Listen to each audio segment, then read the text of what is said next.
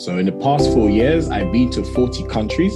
I just think there's more to life than your current environment. Travel, any country, I always try to, whenever I see anyone that's black, naturally, I'll either nod my head, spud them, whether they acknowledge me or not. I just feel like we're in this together, no matter where we are in the world.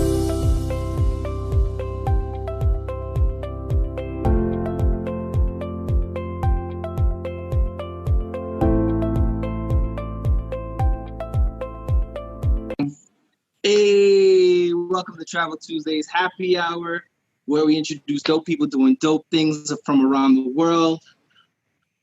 My brother, can you introduce yourself? Hello, my name is O'Shane. I live in London. I am 26 years old, and I currently run Fat Men Traveling on Instagram. Awesome. So what do you do? Well, my day job is I'm a technology manager. And one of the blessings of my job, it allows me to travel around the world. So in the past 4 years, I've been to 40 countries and many cities around Asia and many cities around Europe and America as well. So this is the job that I've always wanted to get whilst I was studying throughout university. So I'm happy I managed to get this job at such a young age. Oh, that's amazing. You said 40 countries in the last 4 years. Yeah. So my dream job was to always find a job that has technology and traveling. I didn't want to be like I didn't want to be a social media influencer where I get paid for hotels yet. But my main purpose was to do technology events around the world. And luckily, I managed to get that job. Oh, that's amazing. So what got you into traveling in the first place, like outside of work? Yeah, I just think there's more to life than your current environment.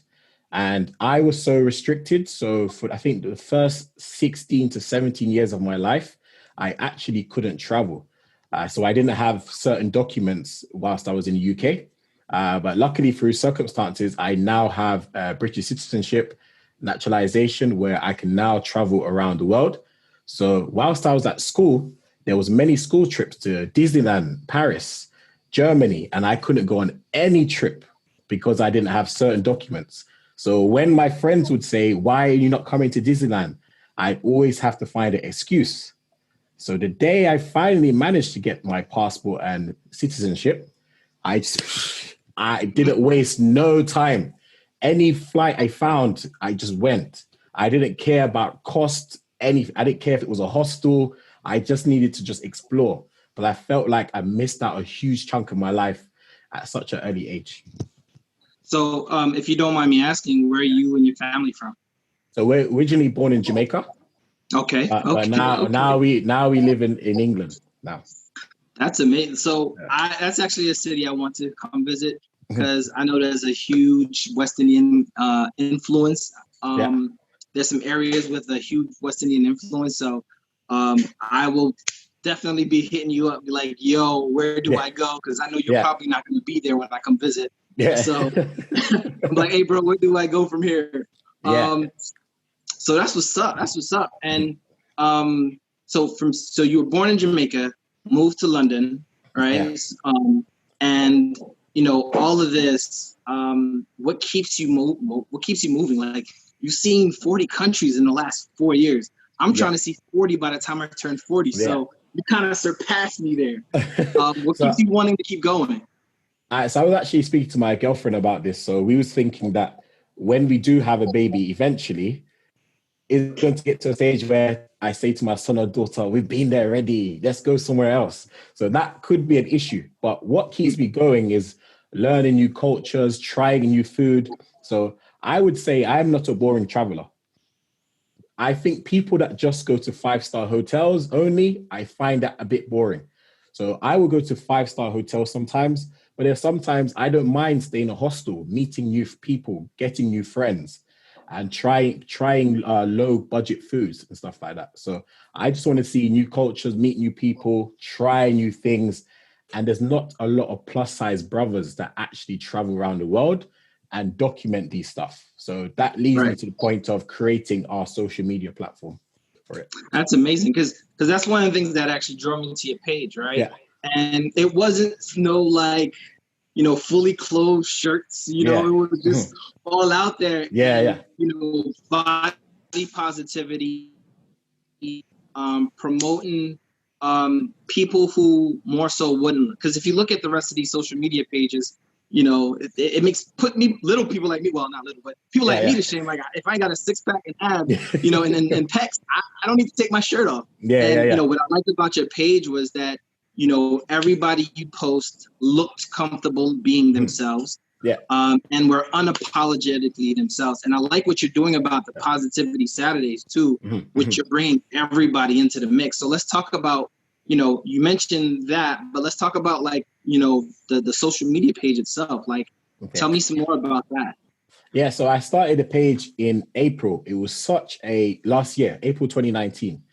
It was such a sporadic, I never made a business plan for it. I never thought about it. Literally, I was just sitting there one day on my phone and thought, is there a space for plus size guys that like to travel or they may have issues? Because when I'm scrolling on my social media feed, I see a lot of plus size women, which is great, traveling, flaunting their body, having fun, turning up. But I don't see any plus size guys doing this thing.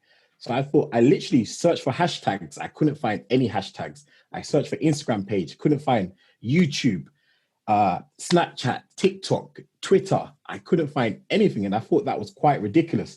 Maybe I'm not searching the right hashtags. I spent a whole 5 hours trying to find plus size guys traveling. Couldn't find it anywhere.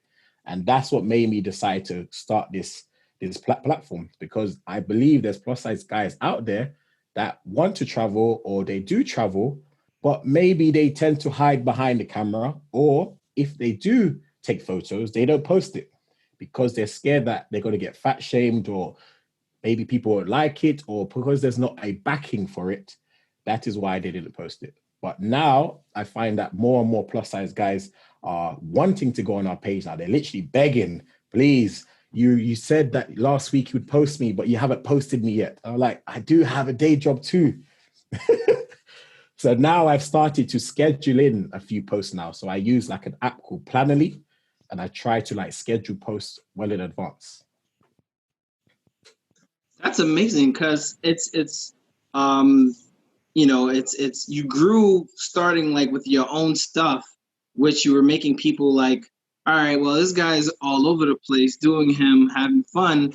And then once you started to adding more and more people, I started seeing your page grow a lot faster, in the sense where, you, like you said, you gave people a platform to really be like, all right, I could flex out here with everything, belly hanging out, because, Rick Ross done made the big boys look sexy. Yeah. So, and it's great to see such positivity come out of it. You know what I mean? Yeah. And like I said, I like what you're doing with your Positive Saturdays and showcasing everybody. Just making sure that a good vibe out there, because that's what we need right now. You know what I mean? I think, and again, a lot of plus size guys, they feel like I can't show my body until I have a lot of wealth and richness for you to then approve me. If I'm rich like Rick Ross or DJ Khaled, you can laugh at my body. I'm rich though. But if I am middle class, or maybe I'm poor or I'm average, you have more weight to stand on. I can't flaunt anything else on you. But once they get more confidence in themselves, then they're okay to show their body regardless of how much money they have now. And I find that once we started posting more guys with topless or enjoying themselves, more people are more confident enough to then asking to post their stuff on our page as well. So now, do you see a lot of people posting, more and more men posting than they would have before? Yeah, and there is some men that will, it's a bit weird, but maybe it's not weird. They will send their picture to us to post it, but they won't post it on their own platform. And I'm like, but people might still find it.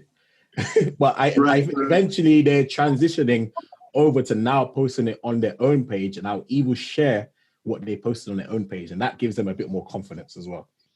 And now we got a Facebook group. That's dope. That's amazing. Yeah. That's amazing. So, so what are so you've done, at least in the last 4 years, 40 countries, but probably a whole lot more before that. What's been from the time you were I bet I could get my own ticket and go, what's been your top 5 countries to visit? Top 5. I would say the first one, which I am moving to next year, fingers crossed, COVID-19. is Thailand. That drop down dead is the best country I've ever been to. Not only because it's cheap, but because there are so much things to do. You can live like a king there because of the exchange rate.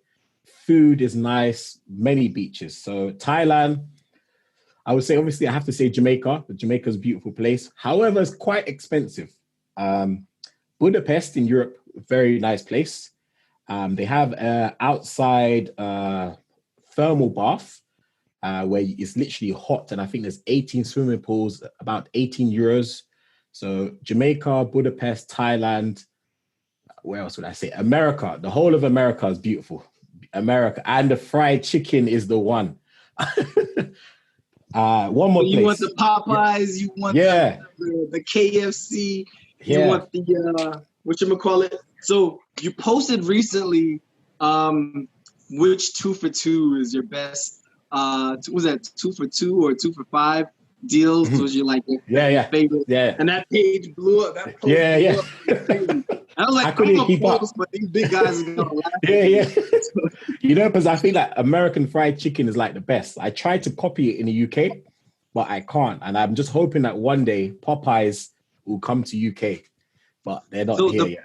So the problem is, it's not that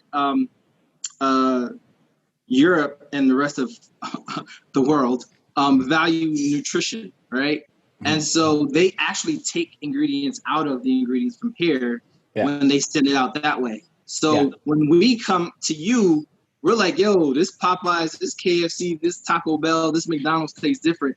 Like the food it's like night and day. And like it's bad to the point where even little kids notice that the food tastes different. Yeah, and in the UK, they've tried to add like certain taxes. So if you want like a Coca-Cola, they've...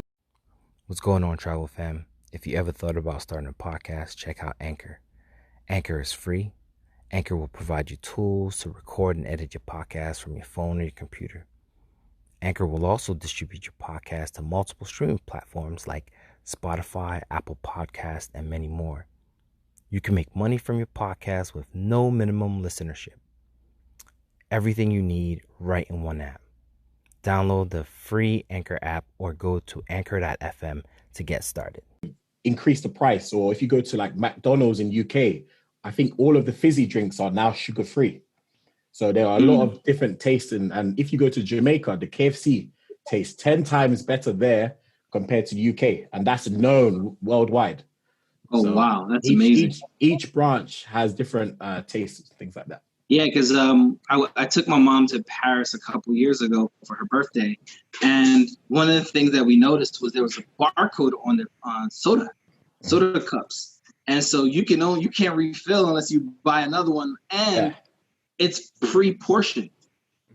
Yeah, exactly. Wow. So how are big guys living out there? Because you guys got to buy multiple portions in order to get more than 16 ounce? Yeah, exactly. And I think that, again, for obvious reasons, America's more accepting for plus size people. So if I was to fly to America, it's easier to get clothing. But in the UK, it's a bit more difficult.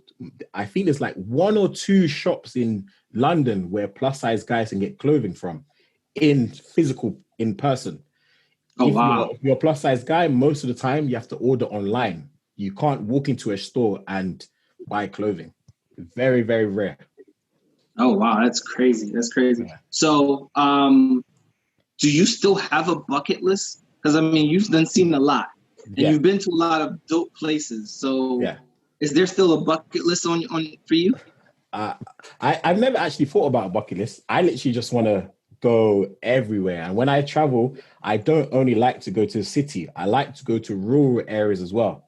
Like there was a Budapest video I did where I actually went to a legal train spot.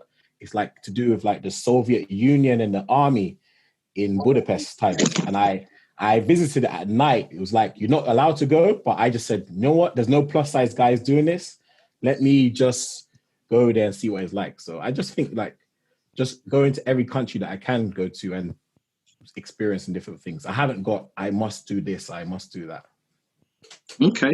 So I'm gonna kind of shift the conversation a little bit to the kind of elephant in the room, right? There's 2 things. kind of civil unrest in the United States, and how do you guys see this? And so let me take it a couple steps back. Racism occurs everywhere in the world. Some places it's overt, some places just blatant. I've experienced overt in Europe, and that's kind of all over Europe, right? We're not racist, but the way they treat you, the way they talk to you, is just, you can tell that there's something there.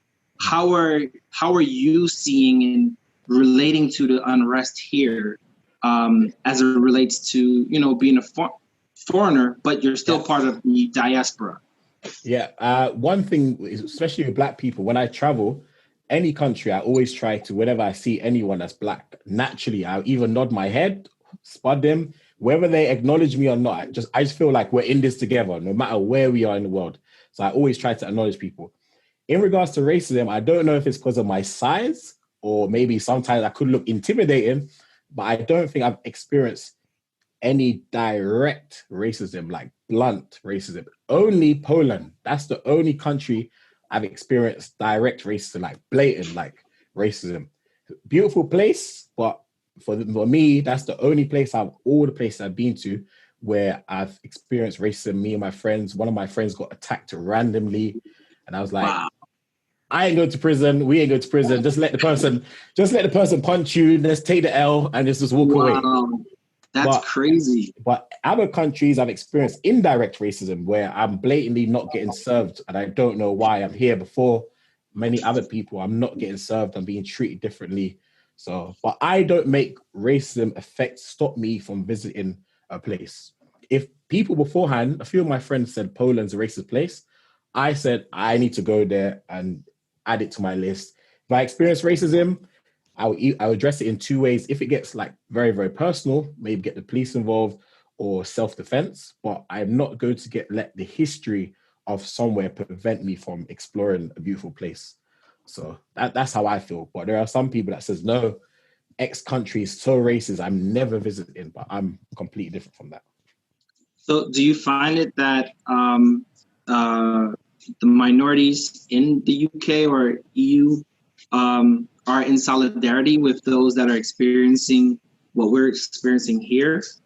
Or is it more of a disconnect?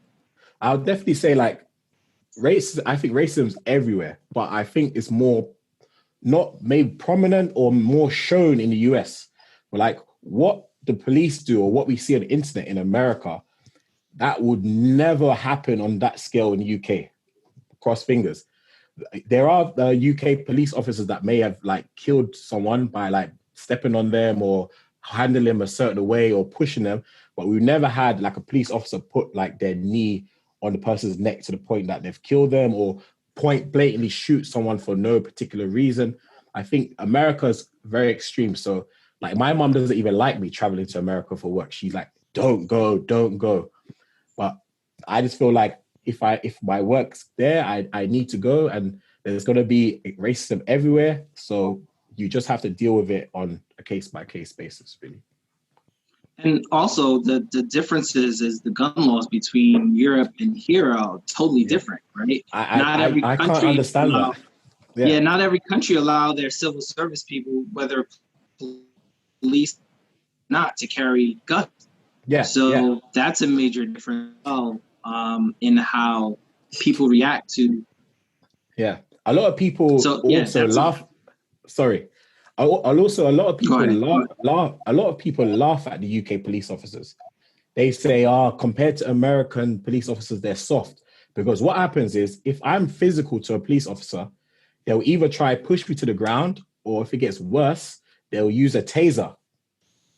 Because we have different kind of police officers. We have community officers, which just patrol the streets. They have no guns. They just have a metal stick or a baton.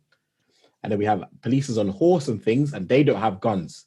We have another police force, which are only called out if a gun is suspected.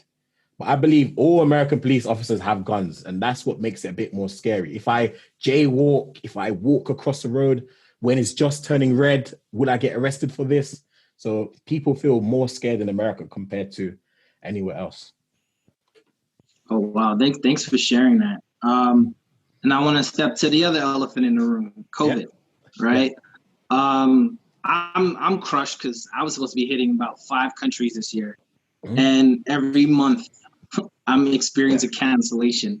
And that's just selfish, me being selfish about that. But how has it impacted where you are, and how are you dealing with the new norm? Quick question. Where are you based, by the way? I'm not sure. I'm in New Jersey. Oh, New Jersey. Love that place as well. For me, COVID is very upsetting. I understand a lot of people are dying, but I feel like some things are very confusing for me. So in the UK, if you take the bus or the train, you have to wear a mask. If police catch you, you have to pay £100, which is like $130 US dollars, fine. However, I can go to the bar or I can go to the pub and drink alcohol, and I don't need to wear a mask. So why do I need to wear a mask on the train, but not in a more social settings like a pub or a bar? So that's very confusing for a lot of people. In regards to traveling, it has made me feel a bit confused, as in, what can I do? Because I was supposed to go to Africa in July and August. That's all cancelled. And I've always wanted to go to Africa, so that's cancelled. In regards to the new norm of going shopping center, sometimes I leave my house to go to the mall or the shopping center. I forget my face mask. So I have to go back home, or I have to go to the shop and buy another one. So that is a bit annoying for me as well. But the ability not to travel to certain countries right now is a bit frustrating for me. Okay. And so right now, are you seeing the increasing cases like we're seeing it here in the United States? Or is it just, because I think there's 2 narratives, right? There's the United States narrative, which is the biggest bullhorn, right? Yeah. Because we announce everything. And then there's everybody else who keeps their issues silent. Not to get you in trouble, but I mean, do you feel as though that they're keeping the new cases or the increase in cases silent, and just handling it in-house, or is it just not really the same? I think a few weeks ago it was going down, but now there has been like a rapid rise again. So now the government is changing the amount of people that can see each other. So before, you can get 10 friends together and have a drink in the park and relax. But now the government has changed it to six people. And if I was to have a house party now, the government will fine me £10,000 or 11,000 US dollars if you have a house party. But I do think like the numbers are a bit confusing. 1 minute is ridiculously high, next minute is low. And I just think I just don't think like the numbers are as accurate. And sometimes they might just be talking about this amount of people have caught it compared to this amount of people have died from it. And if I cough today and just say my throat's hurting, I have a feeling the government will say I've got COVID. Right. That's definitely something that is hard, because you don't want to go out in public. Like your throat could scratch. Yeah. You're like, yeah, that's another thing. Everybody turns around and look at you to see who's that coughing. That's a new thing again. Sorry to cut you again. Before COVID, if you cough on a train, everyone would just continue reading. The other day, like I think I ate something like a crisp or something, or chips, you call it in America. I got on a train and my throat was itching. I didn't want to cough because I know that everyone is going to look at me. So I was trying to contain it for like 2 more stops. I couldn't hold it anymore. And then I coughed because what was stuck in my throat. Literally 5 people, they left. They went other side of the train. And I just think, guys, it's not that deep. My throat was just itching. So now no one trusts anyone. Yeah, for real. I mean, it's hard because it's like the multiple degrees of separation, and the people you hang with other people who hang with other people. Then that becomes very, like, unless you are literally quarantined and never leave your house, that's the only time you can be truly safe and not worried. So that's crazy. So I want to get off of that, and then we come back to some good stuff. So like, you've traveled to 40 countries. You mentioned earlier about like hostels, possibly like Airbnbs, and just finding getting there and enjoying the experience. Like, what are some tips that you would give like a newbie traveler, either there or here, like on how to get started? Because I think you're an advantage, right? Well, I guess we would both say we're in advantages, right? Yeah. You're in an area where you can literally hop country to country to country, right? For us, we would have to go to state to state to state. Yeah. And so you would love, like, people on your position would be like, all right, I want to see all of the United States. I want to see all of Europe. What would be so let's say a young man or woman in the UK, what would you tell them to say, hey, how to get started? Because people forget that, like, hey, back home, I'm learning more. Like, I've traveled to 6 different states in the United States since COVID, because I can't go anywhere. And our states would be kind of, not as equivalent, but kind of like going to Brussels or going to Belgium or because you guys have transportation that's so interconnected.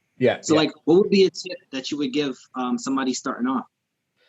It all depends on what your budget is and the type of traveler you are. Like, again, I have some friends that have been to like 10 countries, but all 10 countries are all-inclusive 5-star hotels.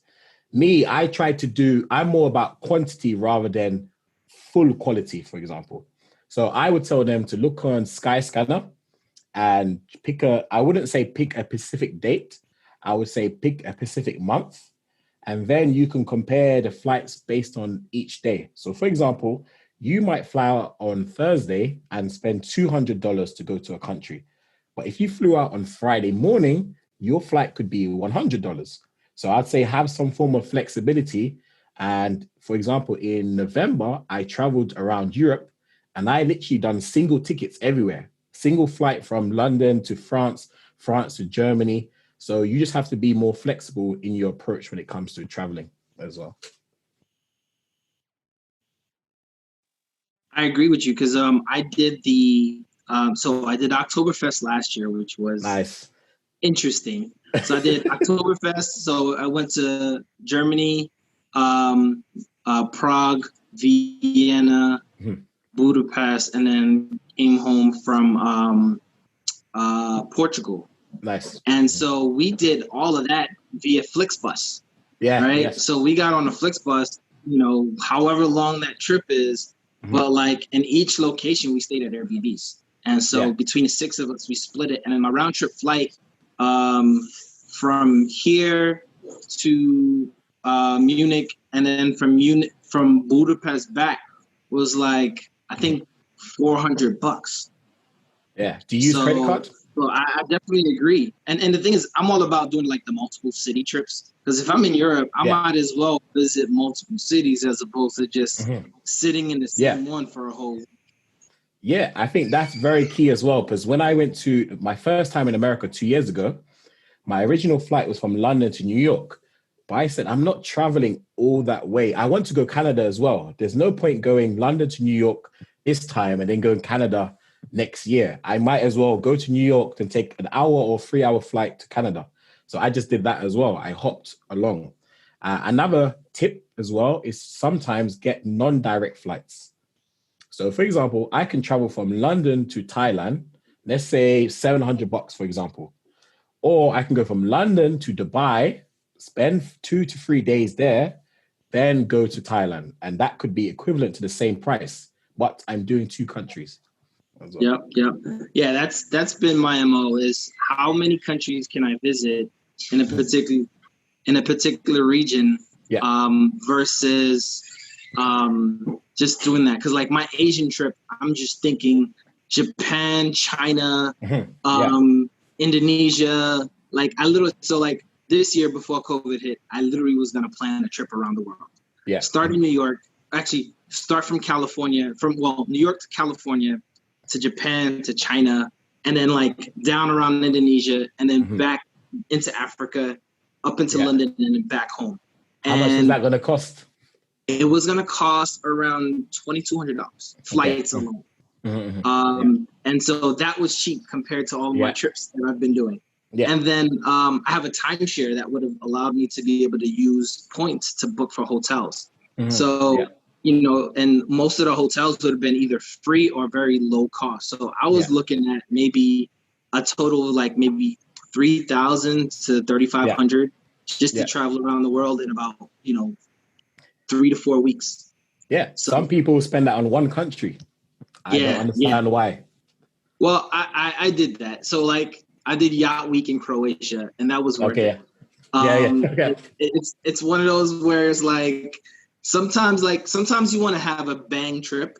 And so my bang trip last year, we did Yacht Week, a bunch of us on a boat, enjoyed ourselves all week, everything paid for. We got a skipper, we got a host. All we had to worry about is waking up and drinking. You know what I mean? Yeah.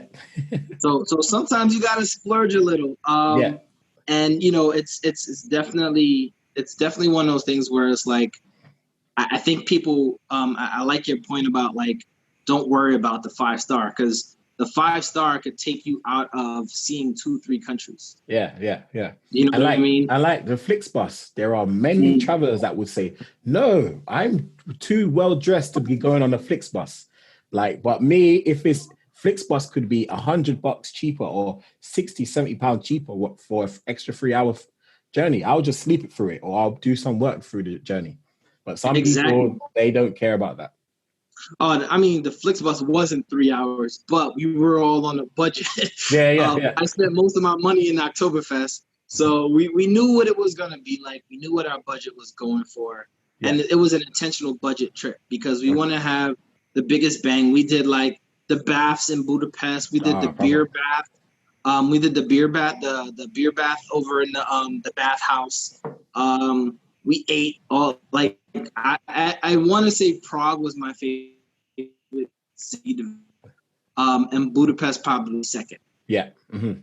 But yeah, so what do you have coming up? Like, what are some things that you have coming up that you might want people to know about? Well, like with Fat Man Traveling, because of COVID, I've tried to find more ways of making money online. So one of the ways I make money online is through teaching English, because I was doing that sometimes when I was traveling. But in regards to Fat Man Traveling, I'm just trying to revamp my YouTube. I was excited when I just started YouTube, but then it kind of like faded away. It's a lot of work. It's a lot of work. I think if I got a camera and literally just spoke about anything, that is easy. But to edit, you're jumping off a boat, you're going here, takes a bit more work. But I really wanted to show plus size guys that we can do that. Many plus size guys are asking me to create a trip, a group trip. They literally on our Facebook group every day, they're asking, can you organize a group trip for all of us? We need to go out together after COVID. So that's something I'm definitely considering to do. And I'm trying to revamp our merchandise that we have as well. Yeah, I think that would definitely be dope, because there's a lot of people that are in that boat that would definitely love to, like, there are other influencers that I would say would definitely assist with that. Yeah. One thing that I noticed is that if you set up a trip, I mean, if you build it, they will come. Like a better statement. Yeah. But it's one of those situations where, for example, the Yacht Week that is going on next year, that was supposed to go on this year, they made a Black Yacht Week where it literally will be a bunch of Black travel guides and companies working together to create a hip hop week. Because usually Yacht Week, it's EDM, maybe one hip hop night, and you're just floating around with the rest of the white people, right? But this time they're making it such that it's like it's almost all Black Yacht Week, and that's almost uncalled. Yeah, that's almost unthought of. Yeah. So that definitely would be dope. And like I said, reach out to some of the other influencers. Maybe you don't have to do it all yourself. Just collabo with other people, because the thing for us right now is we got to work with one another to make sure that we can get to where we want to go. Yeah. And I think people can see the value in working with you. So and I think not to be like big-headed, but I think I found a very good niche that no one has touched. So plus size guys. So I think I definitely not using it to its full potential yet. And I think because I have no experience in this, I've literally just started it off and it just went places. So I need to sit down, get to the drawing board. What else can I do? But the events is something that definitely needs to happen, because I can't even find a plus size only yacht party or a travel thing that we can do as well. Listen, you get a couple you fellas on a boat for yacht week. Listen, I'm telling you, it's gonna be, look, you're gonna see a whole lot of difference. But I do look forward to seeing you guys do more. Once again, I definitely appreciate you for jumping on. You are my second international guest. So I really appreciate that. Yeah. I love to keep this going. If you know anybody else that would be interested in doing this, please feel free to let me know. Send them to my page, because I think a lot of people get intimidated by these conversations. So I really want people to realize, look, this is just a chill convo between two people. You know what I mean?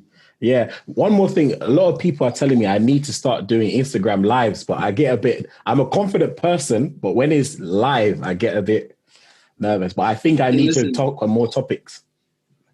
Oh, I agree. Like I started this all under COVID. And I'm the type of person usually behind the camera, not in front of it. Yeah. So to be in front of the camera, interview people is brand new to me. And so it's one of those things where the more you do it, the more comfortable you get doing it. And people will definitely start gravitating towards it. So I think start interviewing some more big fellas on your live, just getting them on there, doing promo, them helping you with promo. That's kind of how I got started. And believe me, like, if you are genuine as you are right now, I don't see a reason why people wouldn't want to jump on your live with you. Yeah, this way is okay, but I need to learn how to be the person asking the questions. That's what I need to work on. Listen, let's talk offline. I got you. I got the whole workout. All right. But well, once again, thank you. Another dope conversation. Keep traveling and stay safe. Until next time, peace.